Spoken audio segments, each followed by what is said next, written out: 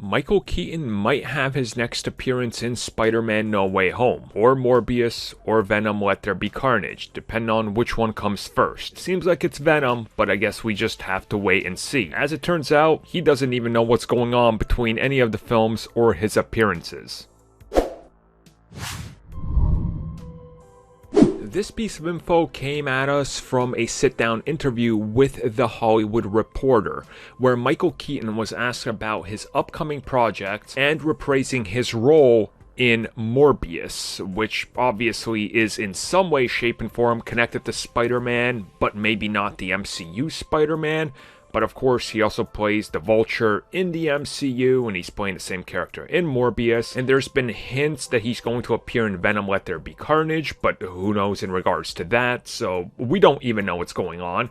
And the good news is, Michael Keaton doesn't even know what's going on.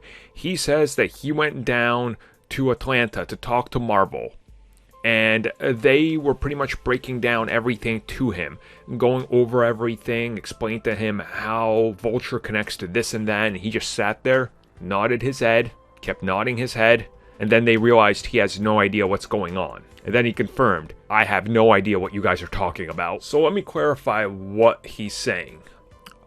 He probably doesn't even know what film he shot stuff for. They just told him, oh yeah, you're playing Adrian Toomes here. He's like, okay, cool. And he just knows about that character. And he even says, I just know about my character and what I'm doing. So when he shows up wherever to shoot whatever as the Vulture, they're like, here you go, do your thing.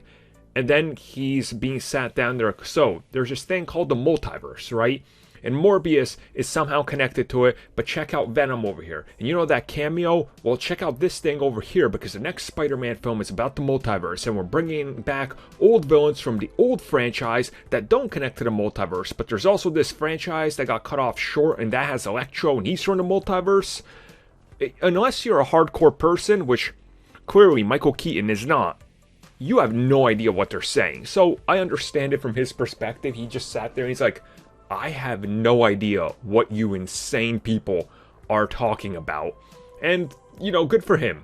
Honestly, I'm glad he doesn't, because this is just, I mean, it's stuff we care about, right? As an actor, he doesn't have to know. He doesn't have to acknowledge any of it. He's hired to act. He's not hired to be one of us, like, lore nerds that's like, oh, I have to know everything about this.